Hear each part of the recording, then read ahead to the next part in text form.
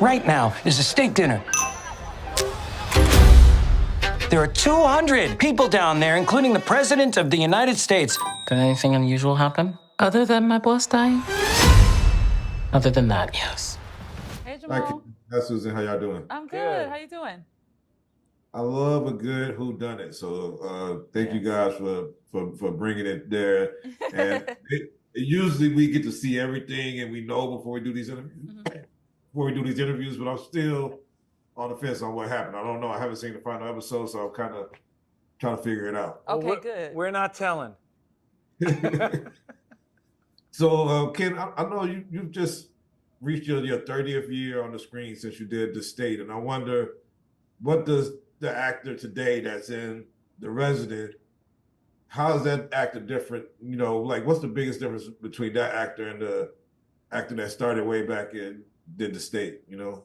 I mean, you know, just my experiences throughout the years in this town and in this business, just, you know, like anything, you learn lessons and you take steps forward and you take steps back, but you try to kind of grow each time. And I think, you know, for me, just being confident and believing in yourself and the choices you make and doing them 100% is sort of my approach to everything. Having fun and entertaining, like doing what I think is going with my instincts and believing my instincts, and you know, moving forward 100% on that. That's something that took, for me, a long time to kind of come to terms with and embrace, because, you know, we were talking about this, I think, earlier with it. You know, actors are both super confident and also super insecure, but, you know, trying to just believe in the choices you make and do them 100, you know, full on. I don't know if that answers your question. It does. It does. Man, I wanted to see. Did you talk to Dana? The least of my problems. Well, I spoke to Marvella about the desserts, and I think we may have another option. So maybe that's the least of your problems. Hey, in a few weeks, you'll be stumbling around Hay on Wye, a pint in one hand, the first edition of The Ambassadors in the other. The happiest, drunkest, most retired bibliophile in all. I'm not leaving. What? I'm not leaving. I'm not retiring. For at least a couple of years. I can't leave the house like this. Not after tonight.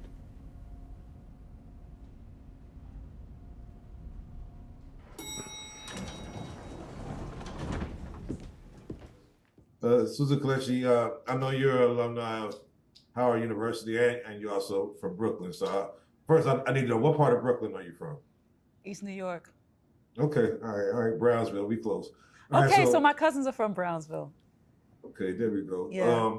But I had to ask, like, Howard has this rich alumni of Felicia Rashad, Anthony Anderson, of course, the late great Chad Boseman and Taraji. Like, what do you think? What can you attest to your experience there to the actor that you are today? Oh man. Sheesh. You know, Howard is what put the battery in my back. Howard gave me the confidence to be in this world in a very particular way. And that way is like authentically myself, you know? And Howard isn't just about who you come out as, it's about the people that were around you that helped to form you as an individual. And, you know, I was very fortunate to be around, you know, the greats, you know, some of the greats, or be mentored by some of the greats. And I feel like there's no greater foundation for me as an artist, as a person. I learned so much about my history, you know, who I am as an individual, that gave me this sort of front stepping, whatever the phrase is. It gave me like a very forward feeling in the world. Like I could move through it with a sense of like knowing who I am, being quite confident in it, and knowing that I'm capable of whatever, you know, can come my way, whether I figure it out right away or try to figure it out, whether I'm vulnerable in doing it, if I have the courage, if I don't, there's a sense of you can, you know? And I very much got that foundation at Howard. Yeah.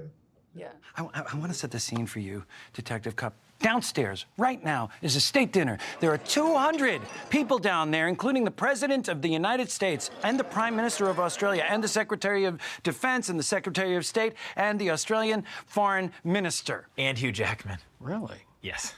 Australia didn't even want this dinner, okay? We had to beg them, okay? Because despite the fact that they gave us 3 Crocodile Dundee movies, Australia is important to the United States. Crocodile Dundee in Los Angeles was a very disappointing film. And now there is a dead man up here. So what we need to do as quickly as possible is to stop talking about purple gackles. Grackle. What? You said gackle, it's grackle. Gackle. Grackle. God damn it! And real quickly, just when y'all read the script, did y'all skip to the end and find out who did it, or did y'all cheat? Or did you just go through the script all the way to the end to figure it out? See, I want to say, I've been trying to remember this all day, and I feel like Paul may have told me. In the end, I feel like that may have been what happened, our showrunner and our creator.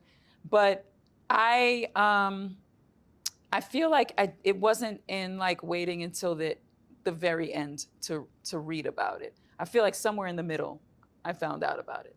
And I basically told anybody who was like finding out not to tell me until I,